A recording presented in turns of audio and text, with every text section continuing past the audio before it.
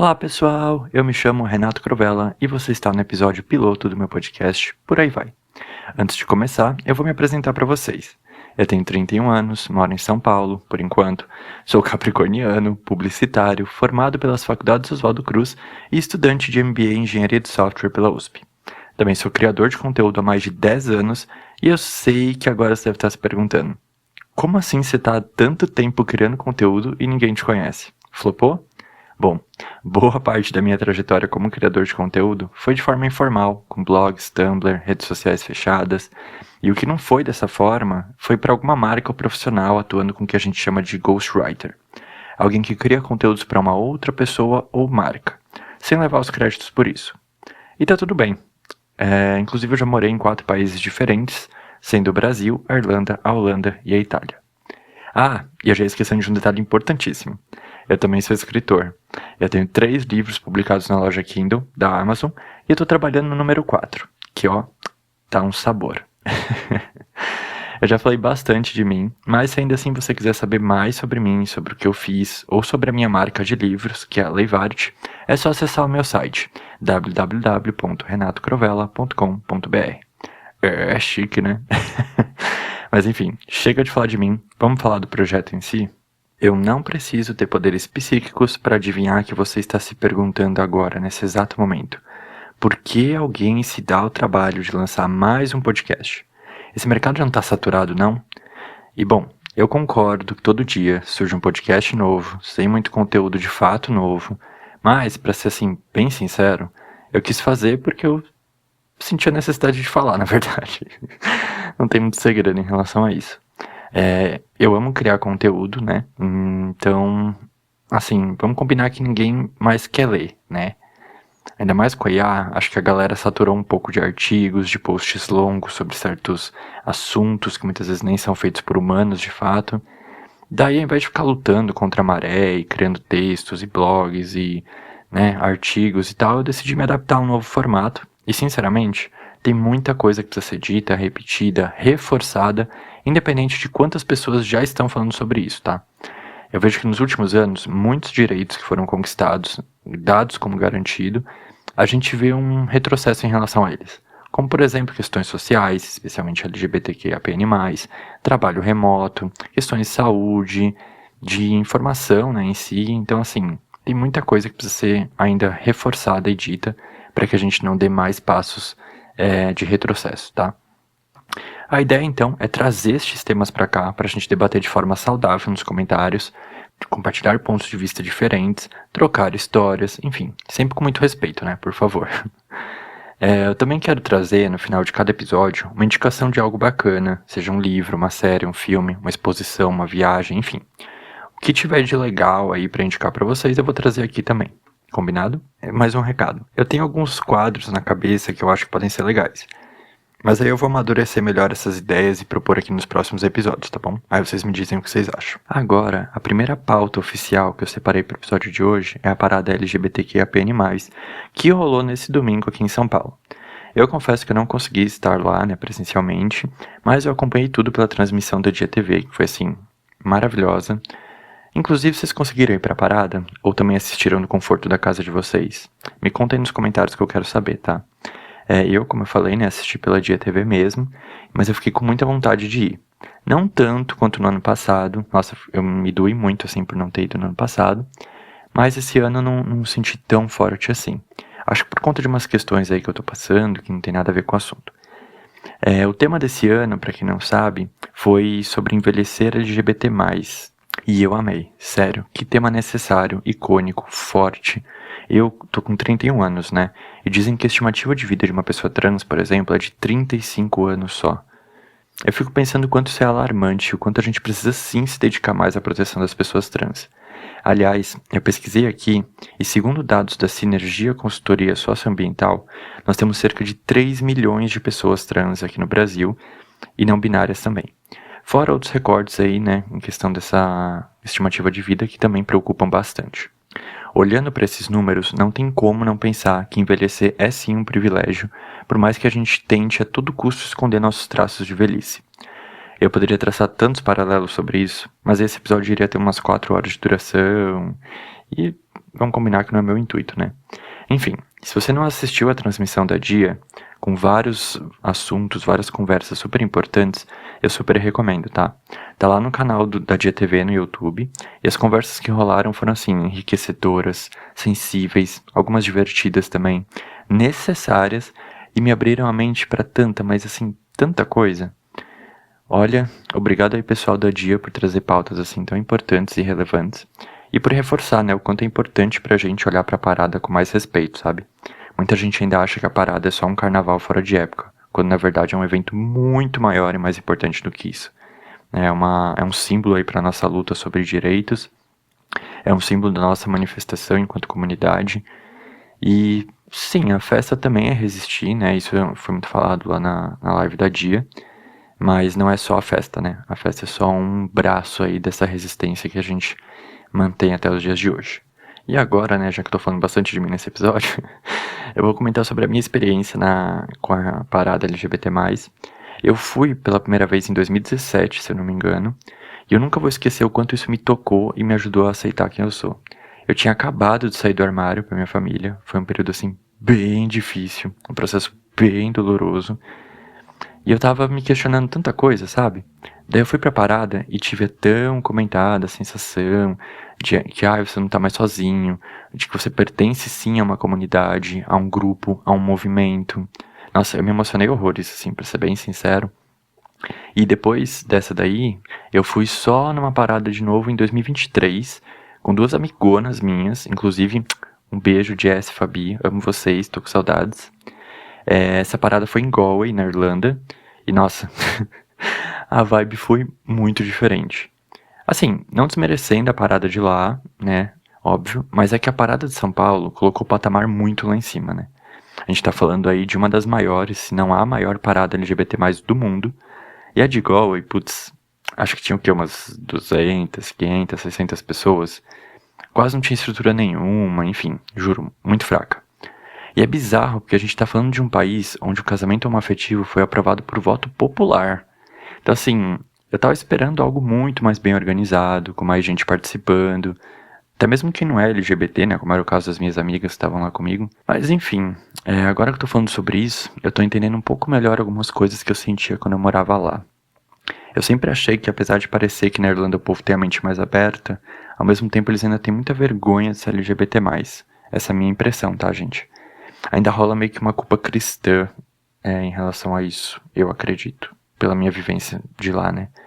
Se vocês também têm essa impressão ou não, comenta aí nos comentários que eu quero saber, tá? Tô curioso.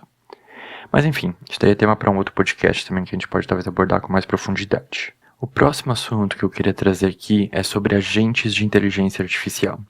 Eu sei que ninguém mais aguenta falar de IA, e eu também não aguento mais ouvir falar de IA, mas não tem o que fazer, gente. Essa tecnologia está impactando cada vez mais a nossa vida, a nossa economia, a nossa criatividade e até o nosso cérebro. Eu vou ler aqui uma matéria que saiu no site da CB Insights sobre uma pesquisa que eles fizeram, e no final também vou comentar aí uma outra pesquisa que eu vi no perfil do Diogo Cortiz, que é um especialista em inteligência artificial da USP, que eu super recomendo você seguir nas redes sociais, tá? Ele tem uns pontos de vista, umas opiniões assim bem importantes, e enfim, eu adoro, sigo ele, acompanho tudo que ele faz, maravilhoso. Lembrando que esse episódio não foi patrocinado por ninguém, nenhuma marca, tá? E nada do que eu tô falando aqui é publi. Mas vamos lá, vamos ler o artigo que se chama O Futuro da Jornada do Cliente, Agentes de IA assumem o controle do processo de compra, da CB Insights. Aí aqui abre aspas, né? Eles falam assim: compartilhamos 3 previsões sobre como a IA generativa e o comércio de agência transformarão a experiência nos 5 estágios da jornada do cliente. Aqui a gente vai falar um pouquinho de marketing, mas eu quero me ater mais ao que foi falado das previsões, tá? Não vou entrar tanto nessa parte de jornada do cliente. Em breve, fazer compras poderá ser tão simples quanto dizer sim. Imagine, seu agente de IA pessoal notifica você de que um secador de cabelo que você estava de olho agora está em promoção. A página do produto destaca benefícios personalizados para seus cabelos cacheados, enquanto o agente confirma que ele chegará antes da sua próxima viagem. Com a sua aprovação, o agente processa a compra através da sua carteira segura. E aqui eu vou abrir um parênteses, que eu vi em algum outro site que fala sobre as plataformas de wallet, né, de esqueci o nome, carteira digital, que já estão testando, né, um sistema em que você tem o seu saldo ali, né, tem o seu cartão, enfim, e você tem um saldo separado, que é tipo um cartão pré-pago, que você bota uns créditos lá, e esse saldo ele é consumido por IA. Então, os agentes de IA que você conectar aí essa carteira digital, eles têm esse limite, entre aspas, para gastar com os seus prompts. E o que eu tô falando aqui não é os créditos de IA generativa, tá? Não é aquela coisa que, você mandou criar um texto e gastou 20 créditos. Não é isso. Tô falando de literalmente compras reais, tá, gente? É um crédito de dinheiro real, que a IA vai olhar esse saldo e falar, bom, você tem aí, sei lá, R$ 1.600, e você colocou no prompt que quando o celular da Samsung ou da Apple ali, que eu acho difícil um celular da Apple chegar a R$ 1.600, mas enfim, o celular que você queria, independente da marca, chegou a R$ 1.600, então ele vai acionar para você para comprar, né, para fazer a compra. E aí, se você já tiver deixado no automático isso, e você tiver o saldo, a própria IA vai fazer a compra e você não vai ter nem que se preocupar com isso, entendeu? De ficar olhando o site, de ficar acompanhando, enfim, de entrar no site, fazer a compra, vai ser tudo feito por IA. Mas, enfim, vamos voltar aqui pro artigo. O mundo do comércio autônomo não está tão distante quanto parece. Líderes em tecnologia e e-commerce, incluindo OpenAI, Nvidia, Amazon, Walmart, Google e Apple, já estão construindo sistemas de IA que estão a poucos passos da realização de transações. Os agentes de IA impactarão cada etapa da jornada do cliente, simplificando o caminho até a compra e transformando fundamentalmente a maneira como as empresas constroem relacionamentos com os consumidores e geram fidelidade. Aqui tem um ponto, tá, gente, que eles vão falar mais pra frente, mas eu já quero adiantar, que eles falam da fidelidade do cliente, né? Que hoje em dia a gente tem uns processos meio tradicionais de fidelização e tal, e com a vinda dos agentes de IA, né, nesse processo de compra, isso vai ser revisto. Porque é isso, né, a IA não vai ter muito uma fidelidade. Ela vai sempre buscar o melhor resultado ali pro prompt que você der para ela. Então, se for o menor preço, ela vai buscar sempre o concorrente que tem menor preço. Se for o que tem uma melhor descrição do produto, ela vai no que tem a melhor descrição do produto. Então vai ser mais difícil você fidelizar compras, né, quando os agentes de IA entrarem em questão. Porque vai eliminar esse fator, digamos, emocional, né, dos seres humanos aí que se fidelizam às marcas. Mas continuando aqui no site, usamos dados do CB Insights sobre a captação de recursos em estágio inicial, empresas públicas e parcerias do setor para analisar como a IA generativa, especialmente agentes de IA, está transformando a jornada do cliente. No relatório de 11 páginas, aqui sou eu falando de novo, tá? O relatório está disponível no site da CB Insights, então se vocês quiserem eu vou deixar o link dessa matéria aqui na descrição, e aí vocês podem baixar. Voltando aqui para eles, abordamos 3 previsões que surgiram da nossa análise. 1. Os dados de transações first party moldarão o futuro da personalização impulsionada por IA. À medida que a personalização se torna mais sofisticada nas fases de conscientização e consideração, as empresas com acesso direto aos dados first party terão uma vantagem. Esses dados first party que eles falam, gente, são os dados que são da própria empresa, sabe? É a própria empresa que coletou, a própria empresa que estruturou os dados, então é isso que eles querem dizer aqui, que as empresas que já dominam essa parte de dados vai ter uma vantagem em relação às que não fazem isso hoje em dia. Esse já é um papo bem antigo, tá? Desde que eu me lembro, sei lá, 2019, 2020, já se falava sobre a importância de você ter essa parte de dados internalizada na sua empresa. Voltando para o tópico número 2, o comércio direto com o agente D2A acabará com a fidelidade tradicional. Com agentes de IA cuidando da navegação e das compras, os programas de fidelidade tradicionais perderão eficácia, à medida que os agentes otimizam as compras para um grupo seleto de comerciantes. Aqui tem um outro ponto que eu queria comentar também, que é sobre o quanto que as empresas que já são, digamos assim, parceiras, essas empresas que criam IA, o quanto que elas vão se beneficiar em relação às outras que não têm esse relacionamento tão próximo, tá? Não quero sugerir nada, né, mas supostamente podem rolar coisas que, como essa que tá rolando com o Google, não sei se vocês estão sabendo também, senão eu posso trazer aqui no outro episódio, que é a questão do monopólio do Google, né? Que ele tinha acordos aí, por exemplo, com a Apple, supostamente, em que ele era ali o padrão, né, de busca e tal, dos aplicativos da Apple, dos dispositivos da Apple, quer dizer. Então isso pode acontecer também nesse cenário de agentes de IA e e-commerce, tá? Então os e-commerces aí que estão mais próximos, por exemplo, da OpenAI, esqueci o nome da outra lá, não é a Perplexity. Mas enfim, dessas empresas aí, né? Eles podem sair ganhando aí uma grande vantagem em relação aos, por exemplo, e-commerces mais independentes, tá bom? Terceiro tópico. Alguns agentes de IA serão responsáveis pelo relacionamento com o cliente. Empresas como Amazon, Google e Apple, com infraestrutura crítica de distribuição e serviços financeiros, estão bem posicionadas no comércio. Aqui confesso que eu achei nada demais, né? Que a gente saiba, já tá rolando IA aí no relacionamento com o cliente há bastante tempo já, não achei uma novidade. E essa foi a matéria do CB Insights, como eu falei, o link vai estar aqui na descrição se você quiser conferir e baixar esse relatório deles, mas o que eu quis trazer de reflexões são essas que eu comentei aqui, tá? Agora eu vou comentar um post do Diogo Cortez, como eu falei. Bom, lá no Instagram, quem quiser seguir o Diogo lá no Instagram, @Diogo Cortez, com Z, tá? Como eu falei, super recomendo. Ele diz sobre um estudo do MIT que fala sobre o impacto da IA no cérebro. O post diz o seguinte, abre aspas. A preguiça é uma das maiores ameaças para a humanidade em tempos de inteligência artificial. Estamos diante de máquinas que dominam a linguagem e executam tarefas cognitivas complexas por nós. Criam conteúdos, resumem livros, respondem e-mails e muito mais. Mas se não estamos nos esforçando mentalmente para fazer algo, como fica o nosso cérebro?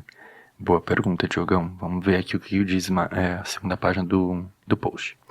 Uma nova pesquisa publicada em formato preprint por pesquisadores do MIT Media Lab, um dos mais respeitados laboratórios do mundo, trouxe algumas pistas. Eles usaram a técnica de EEG, eletroencefalografia, para medir a atividade do cérebro de pessoas enquanto elas realizavam tarefas de escrita usando o ChatGPT, o Google ou nenhuma outra ferramenta de apoio.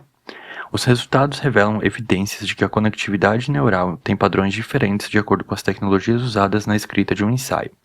Enquanto o grupo que não usou nenhuma ferramenta de apoio apresentou conectividade neural mais forte, indicando maior processamento semântico, interno e ideação criativa, o grupo que utilizou o ChatGPT teve a menor conectividade.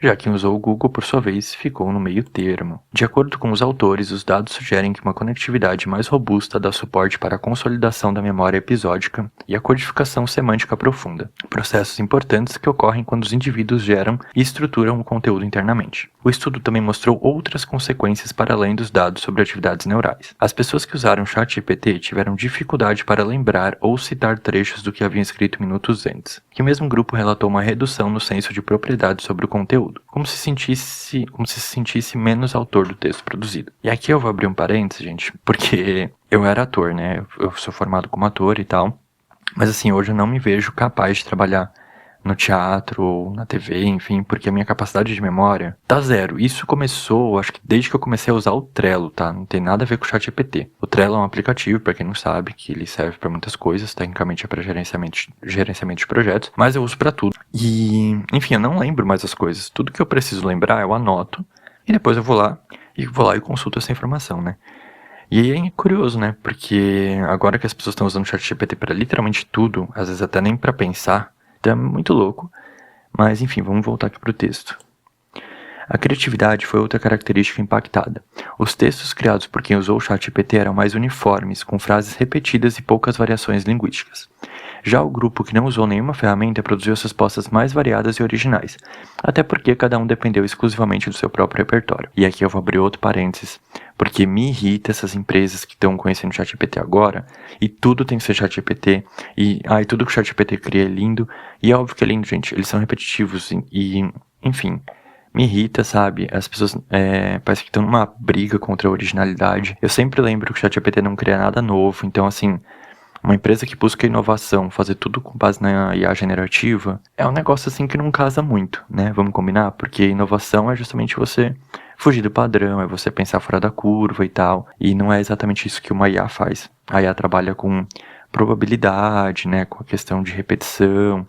São dados que já existem, né? A IA não cria nenhum dado novo. Então, né? Complicado. Mas enfim, voltando aqui pro texto. Esses resultados não surpreendem como uma grande novidade, mas são importantes por servirem como evidências para uma hipótese que formulamos há bastante tempo. Se as pessoas recorrem à IA como um atalho intelectual, o que acaba acontecendo é a diminuição e não o fortalecimento do engajamento cognitivo. Aqui, eu acho que ele quer dizer, porque tem muita gente que fala que quando você delegar essas coisas para IA, você vai ter mais tempo para pensar, né? Só que na verdade as pessoas já estão delegando essa parte do pensamento também para IA. Então na verdade a gente tá só sendo preguiçoso mesmo, né? No final das contas. Isso daí não é o Diogo que tá falando, isso daí sou eu, tá? Voltando agora pro texto aqui do Diogo. O estudo vem circulando na mídia internacional e nas redes sociais, muitas vezes trazendo a mensagem catastrófica de que a IA vai nos deixar mais burro. Primeiro, o estudo tem limitações metodológicas. Segundo, o artigo não crava isso de forma explícita. É algo que pode acontecer, mas como vimos, depende do tipo de uso e do grau de interação das pessoas com a IA. E há um achado particularmente relevante que pode nos ajudar a entender melhor o impacto na educação dos diferentes tipos de interação com a IA. Após 3 sessões de testes, os pesquisadores inverteram as condições experimentais dos grupos. Olha, isso é interessante. Quem não usou nenhuma ferramenta passou a usar o ChatGPT, e quem usou a IA deveria escrever o texto sem apoio. Os pesquisadores descobriram que aquelas pessoas que inicialmente escreveram sem apoio do ChatGPT demonstraram maior conectividade neural quando passaram a usar a IA. Os dados indicam que reescrever uma redação usando um chatbot após a escrita prévia sem IA envolve interações mais extensas na rede cerebral. Em contraste, o grupo que usou o ChatGPT desde o início demonstrou menos esforço neural e viés no vocabulário da IA. A partir desses achados, podemos refletir sobre percursos pedagógicos e políticas educacionais. Como educador, defendo, aqui no caso o Diogo, que não dá para ignorar a chegada da IA, mas sempre alerto que não devemos comprar o discurso imediatista de jogar tudo fora para fazer uma educação centrada na IA. A integração da IA na educação não é simples e apresenta contradições. Ao mesmo tempo em que a tecnologia aumenta a acessibilidade e personalização, pode contribuir para uma atrofia cognitiva como consequência de uma dependência excessiva dos chatbots. Arrasou, Diogo. Muito obrigado, por ter compartilhado esse estudo, eu achei maravilhoso. Eu acho que tem mais algumas páginas aqui, mas eu vou me limitar a encerrar por aqui, porque já está bastante grande essa parte aqui de análise do post. Quem quiser ver o post completo, vai lá no perfil do Diogo. Ele também está no LinkedIn. E tem um podcast dele também no UOL chamado Deu Tilt, que eu também recomendo bastante, tá bom? Bora mudar de assunto? Chega de assunto sério. E olha, já que esse primeiro episódio tá muito pessoal, eu vou aproveitar para comentar com vocês sobre o lançamento da minha série de vlogs sobre a Sicília na Itália. Gente, eu estive lá no final de maio desse ano e eu gravei toda uma série de vlogs com imagens, dicas, informações e recomendações sobre a ilha. Está imperdível e o primeiro episódio vai ao ar nesse domingo, dia 29, tá? Quando terminar o episódio aqui no Spotify, corre lá pro meu canal, o link vai estar aqui na descrição. Já se inscreve no canal e ativa o sininho para não perder os episódios, viu? Eu espero vocês lá. E olha, tá muito legal. É óbvio que eu vou achar legal, né? Porque eu fui o que fiz, mas enfim. É sério. Eu estive lá em lugares incríveis, eu me emocionei horrores. Eu dei umas dicas super importantes para vocês evitarem alguns perrengues quando vocês forem para lá. E o primeiro episódio aborda a nossa chegada na Sicília, mas também mostra um lugar que é muito especial para mim. Que foi onde eu morei por mais tempo lá, né? E onde aconteceram algumas das melhores histórias da minha vida. Sério, eu amo demais. Inclusive, vocês querem que eu traga as histórias que eu não contei nos vídeos aqui? Deixa aí nos comentários o que vocês acham disso, que eu acho que daria aí um sabor a mais pros vídeos, mas eu quero ouvir vocês, tá bom? E pra encerrar o episódio de hoje, que já ficou bem compridinho, eu achei que ele ia ser mais curto. Vamos pro momento Vai Com Tudo, que é aquele momento de indicação que eu comentei lá no começo? Bom, já que eu sinto que esse episódio foi quase todo sobre mim, eu vou manter a vibe e indicar o meu primeiro livro. É um episódio bem egocêntrico esse, né? Mas prometo que vai ser só esse. Agora é sério, se você não leu ainda, eu super indico que você leia Esquadrão Drag. É um livro que tem tudo a ver com algumas coisas que a gente falou aqui hoje. É um livro bem divertido, emocionante e ao mesmo tempo bem tranquilo de ler. Tem personagens icônicos, cenas assim maravilhosas e diálogos que se mantêm relevantes até hoje. Eu falo isso não como autor, tá? Mas como leitor. Esse é o livro que eu queria ter lido quando eu era mais jovem, que teria me ajudado muito. E eu escrevi mesmo para ser uma porta aberta aí para as novas gerações que estão nesse processo de se entenderem LGBT+, de conhecerem a história da nossa comunidade, de se conectarem, né, com esse lado da personalidade delas. Enfim, fica aqui a indicação e se você já leu, comenta aí o que você achou. Eu vou aproveitar para ler aqui o comentário de uma leitora, a Amanda, que me tocou muito quando eu li a primeira vez e que me emociona até hoje. Abre aspas. Representatividade LGBTQIAP+, juntamente com o exploramento da arte drag, por muito tempo eu quis ler algo assim. Aí tem um emojizinho de carinha triste e feliz. Amei muito. Que escrita e desenvolvimento impecáveis. Gostaria de ler mais histórias como essa. Muito obrigado por trazer essa obra tão linda. Fecha aspas. Ai, Amanda, se você estiver ouvindo esse podcast, um beijo pra você e muito obrigado por essa avaliação maravilhosa que deixou meu coração assim quentinho, viu? Eu vou ficando por aqui, mas a gente se vê na próxima semana. Beijos, abraços. Tchau, tchau.